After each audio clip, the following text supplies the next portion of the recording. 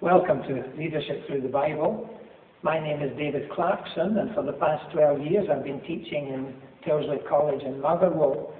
Over that period, my colleagues and I have been developing some leadership training materials, and this course is simply the latest edition in that series. In addition to the course materials which you have in front of you, we have given some further background information and some information relating to, for example, the course rationale and to some of the books that we would recommend if you have available to you, you might like to purchase there. Please let me encourage you to look at that information and to see what it is that it's saying to you. Let me just say to you that in order to get the best out of this course, there are one or two things that we ought to understand.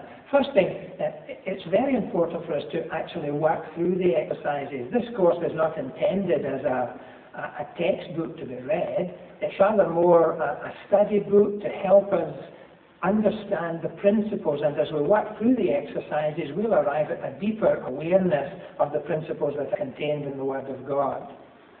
And I wonder if I can just bring a gentle exhortation at this point. It would be better to do the exercises first before actually looking at the answers that are given at the end of the unit. Let me encourage you not to look at the answers before you complete the exercises. Now, the second thing I think that I would want to say to you is that it's very helpful if all the course participants are able to post their observations or their reflections on the web board. And as we become more familiar with the technology and we understand how each other begins to think, then we'll become more of a family and we'll feel a bit more relaxed about communicating with each other in that way.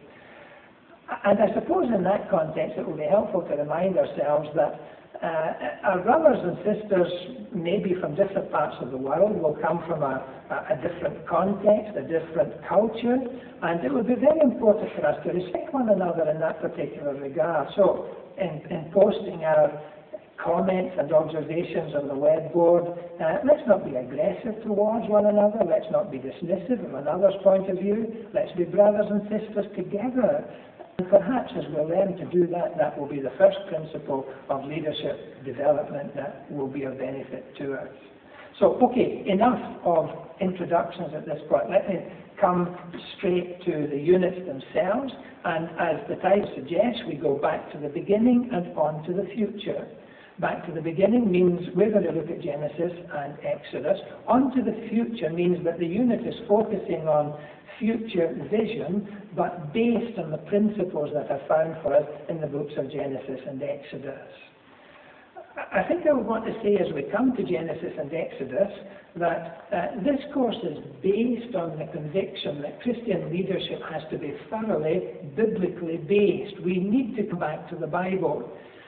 There are many lessons that we can learn from secular leadership principles that are developed from the world of business management, or principles that are taken from the behavioral sciences. They tell us about skills and technique of how to lead people, and there are many valuable insights that we can have from secular leadership training. But our conviction is that there is a fundamental difference between secular leadership and Christian leadership. Christian leadership, for example, does not focus and place all its importance on skills and techniques. Christian leadership focuses on character and on obedience to the voice of God. Christian leadership is not about power and authority, it is rather more about service and about sacrifice. And we need to recognize that these are the kind of principles that are contained for us in the Word of God. And the point I think I want to make in this context is this, that underlying everything we do in this course, there needs to be a basic spiritual integrity.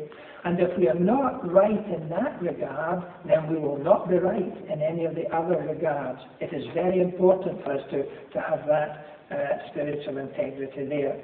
And so, we come now to the materials. Let me turn you to section 1.1 and to exercise number 1. Takes us back to the beginning, takes us to the book of Genesis and Exodus, to the lives of Abraham and Joseph and Moses. Now what I've done is I've selected a number of chapters. There are many other chapters that we could have turned to, and you should feel free to look at other chapters and find other principles there. But these ones will highlight some of the issues that I want to bring out in this particular unit. So what I'm going to invite you to do now is, in a moment or two, just switch off, look at exercise 1, go back to the Bible, read through the chapters, pray about them, reflect on them, and after you've done that, just take a minute or two and write a one-sentence summary of what you think are the key leadership lessons that come out of these chapters.